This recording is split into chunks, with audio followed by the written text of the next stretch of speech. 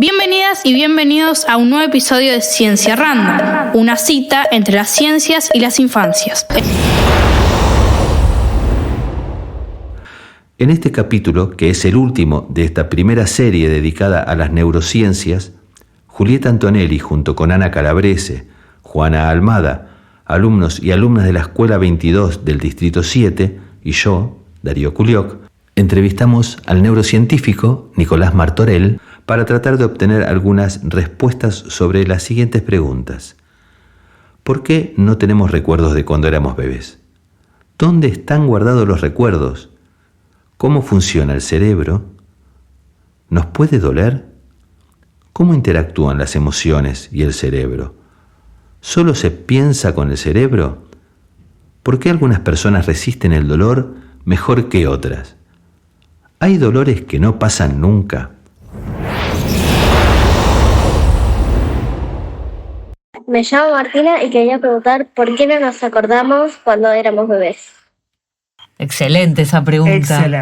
Excelente. Y bueno, la respuesta un poco ya surgió en la conversación, que es que nuestros cerebros son plásticos. Nuestros cerebros cambian mucho y el momento en el que más cambian es cuando somos chicos. Entonces, ¿por qué no nos acordamos de cuando éramos bebés? Porque nuestro cerebro cambió un montón desde cuando éramos bebés. Pero, ¿y por qué sí te puedes acordar de un idioma entonces?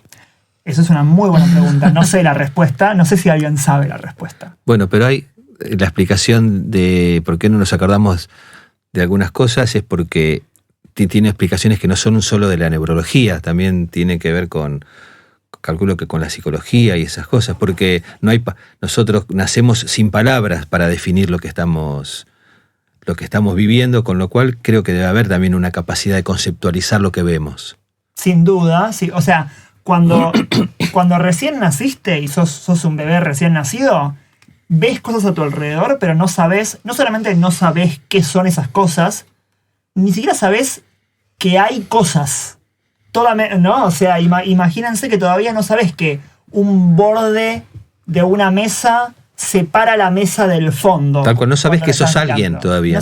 No sabes que sos alguien. Nada, no conceptualizaste todavía el hecho de que hay objetos en el mundo que son tridimensionales y que podés tocarlos y que lo que tocas y lo que ves es lo mismo y lo que escuchás y lo que ves es lo mismo. No sabes nada todavía. No sabes que es una cara, no sabes nada.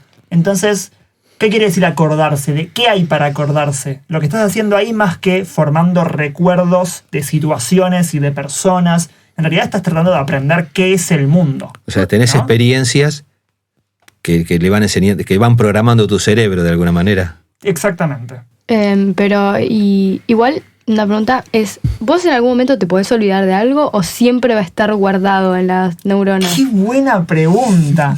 ¡Qué buena pregunta! Esa pregunta se la hace mucha gente en el lugar donde yo trabajo. Porque hay mucha gente que quiere saber la respuesta. No se sabe, pero sí, o sea, sin duda lo que pasa es que hay muchas memorias que pensamos que nos olvidamos, pero no nos olvidamos de verdad. Porque de repente algo nos lo hace acordar y estaba. ¿Eso es un déjà vu?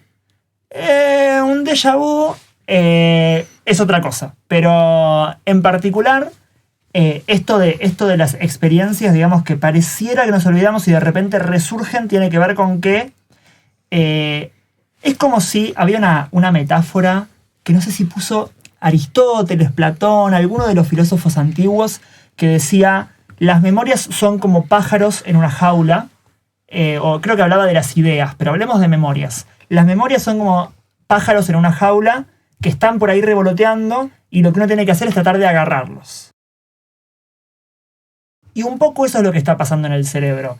Las memorias están, pero a veces las perdemos, como que se nos pierden adentro de la jaula. El pajarito está por ahí volando, pero ya no sabemos dónde está para agarrarlo. Y cuando lo encontramos porque algo nos lo recuerda, nos damos cuenta de que seguía estando ahí. Pero eso no es olvido de verdad, porque el pajarito está ahí adentro. La idea, la memoria está, solamente no sabemos cómo encontrarla. El cerebro en ese sentido es una especie de laberinto, ¿no? Y las ideas se pierden adentro. Claro, Aristóteles, perdón. ¿Cómo la gente que se hace esta pregunta, qué hace para investigar y para responderla? Bueno. ¿Hace algo? No, se quedan en su casa. En neurociencia se trabaja mucho con modelos animales. Entonces, esta gente que trata de responder estas preguntas lo que hace es ir a un laboratorio y hacerle esas preguntas a modelos animales como por ejemplo ratas, ratones, moscas, peces y muchos otros tipos de animales. Entonces, ¿cómo se le pregunta algo a un ratón? Porque un ratón no te lo puede responder, ¿no? No tiene palabras para responderte. Entonces, para estudiar estas cosas, se le enseña a los ratones alguna tarea, ¿no? Por ejemplo, se le enseña a apretar un botón porque cuando aprieta el botón les das agua con azúcar o algún alimento que les gusta o algo así. Entonces, una recompensa. Exactamente, una recompensa. Entonces, se les enseña algo, entonces forman esa memoria. Y después se hace algo con el ratón, que puede ser un montón de cosas, dependiendo de lo que estés estudiando. A mí me funciona con la chocotorta. Perfecto. Tu recompensa. Claro, sí. Si queremos hacer un experimento con vos, ya sabemos que tenemos que darte chocotorta. Ok. Perfecto. Tómenme como sujeto Sí, de vos experimentación. Vos Sí, restás. sí, sí. Sí. Entonces se les hace algo a los ratones, ratas, lo que sea, el animal que estés usando, después de que le enseñaste algo, y ves si después de un tiempito, después de lo que hiciste, se sigue acordando de lo que le enseñaste o no. ¿No? O sea, si era apretar el botón, lo pones en la cajita con el botón y ves si va y lo aprieta o no lo aprieta más. Esa es una manera de preguntarle a un animal A ver si acuerda agarró o el no se acuerda. pajarito. Exacto. Suelto o no. En relación a esto yo tengo una pregunta. Vos en tu trabajo trabajás con peces, Sí. ¿correcto? Sí. ¿Con qué específicamente? Son los peces cebra, que son los que son alargaditos, que tienen rayitas, que Medio parecen unas cebras. Translúcidos. Sí, translúcidos. ¿En qué se parece el cerebro de esos peces con nosotros? Y, o sea, ¿sirve para entendernos a nosotros, entender el cerebro de ese pez? Bueno, se parece un montón y no se parece nada, dependiendo de cómo lo mires, ¿no? Entonces, ¿en qué se parece? Bueno, tiene neuronas que son iguales a nuestras neuronas, en principio. Tiene áreas que procesan la información visual, digamos, lo que vemos del mundo, igual que les dije que nosotros lo procesamos acá atrás, ellos lo procesan en otro lugar, pero son parecidas las áreas esas. Tienen áreas que procesan lo que escuchan, tienen áreas que procesan dónde están en un espacio. En ese sentido es como análogos. Uno puede hacer una analogía entre el cerebro del pez o de otro animal y el cerebro del humano. Pero al mismo tiempo los peces son muy distintos a los humanos. O sea que hay muchas cosas que son distintas, que no tienen y nosotros sí, que no tenemos y ellos sí. Entonces, ¿podemos aprender de los peces sobre nosotros? Sí, podemos aprender un montón. Pero eso no quiere decir que podemos generalizar cualquier cosa y decir cualquier cosa que sea cierta de los peces es cierta de nosotros y viceversa. Hay un límite. Uno podría decir, uy, me duele la cabeza porque me duele el cerebro, ¿no? Como, uy, pensé mucho y me duele Se el me cerebro. inflamó el cerebro. Claro. Se me va a explotar una neurona. Me va a explotar una neurona. Exactamente. No me entra más nada. Pero en realidad es imposible que nos duela el cerebro. Es imposible. ¿Por qué es imposible? Es imposible que nos duele el cerebro porque, bueno, ¿qué es el dolor? Para sentir dolor tenemos nervios en todo nuestro cuerpo. Entonces, si yo agarro un alfiler y me pincho la mano, siento dolor en la mano porque tengo nervios. ¿Qué son los nervios? Son neuronas que terminan ahí en la piel, ¿no? Que tienen sus ramitas que les había explicado antes. Esas ramitas terminan en la piel. ¿Qué son las terminales nerviosas? Que son las terminales ¿Los nerviosas. axones son de la célula? No, pero no importa. Son las ramitas. Ujú, ok. Entonces, cuando yo me pincho con un alfiler, esas neuronas se alertan y mandan la información al cerebro de, che, acá hay algo que no está bueno, hace algo.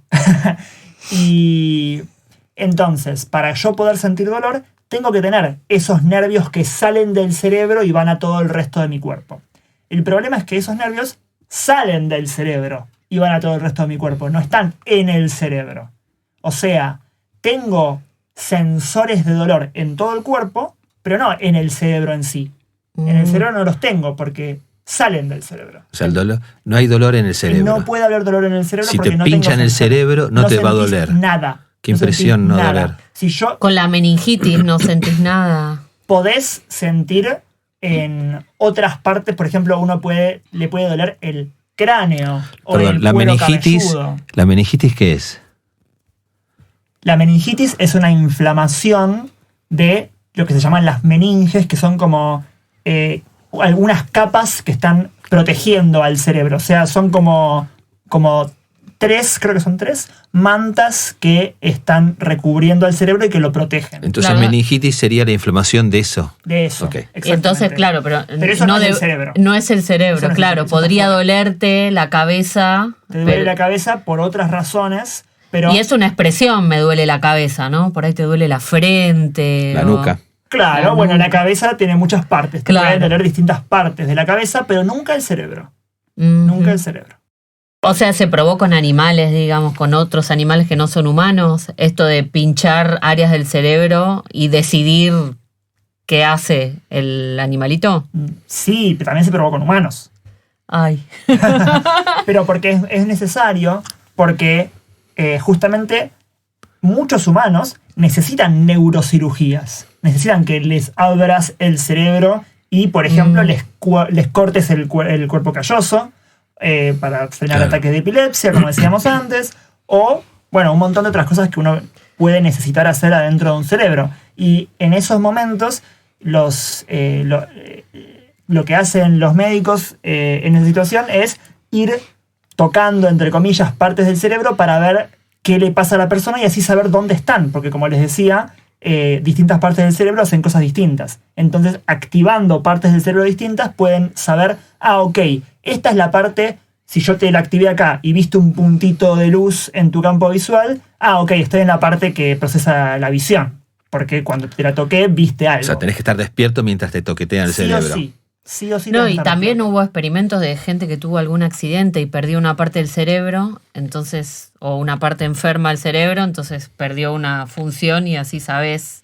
Exactamente. Es así como también se sabe. Así se sabe por qué, digamos, algunas partes del cerebro hacen algunas cosas y otras no, porque cuando hay gente que, como bien decís vos, por ahí tuvo un tumor en alguna parte del cerebro y se la tuvieron que sacar, o alguna herida o algo así, y esas personas, esa patología está muy localizada en el cerebro y entonces pierden funciones muy específicas. Por ejemplo, hay personas que de la noche a la mañana ya no pueden hablar. O pueden hablar, pero no pueden formar oraciones. O pueden formar oraciones, pero los sustantivos específicamente los sustantivos que dicen son random. Porque ya no pueden conectar el habla con los conceptos que quieren decir de verdad. ¿Eso podría tener conexión con la dislexia? La dislexia es una condición súper compleja de la que no se sabe tanto y no necesariamente, o sea, la gente disléxica no es que le sacaron una parte del cerebro, no, porque no es exactamente así, pero sin duda tiene que ver con que hay algo en el cerebro que no está quizás funcionando como debería, ¿no? Pero sí. ¿Hay partes del cerebro que son especializadas en sustantivos y otra en verbos? No lo sé. No sé. Supongo que sí debe haber, porque el cerebro está muy especializado, pero no sabría a ciencia cierta si efectivamente podés decir, esa es la parte del cerebro de los sustantivos y esa es la parte del cerebro de los verbos. No. Y si existiría sería como que vas desbloqueando nivel a través de la enseñanza y después pasas al nivel, descubrí los verbos. Ahora sé los verbos y va pasando a través de la educación. Esa está buena la pregunta, porque en realidad no es que vos en tu cabeza ya tenés la parte de los sustantivos y la parte de los verbos y la desbloqueás con el aprendizaje. No es que esas partes existen y se van activando a medida que vos las aprendés, sino que tu cerebro está ahí preparado para aprender lo que vos quieras y cuando aprendés que existen los sustantivos, por ejemplo, hay partes de tu cerebro que se empiezan a dedicar a eso.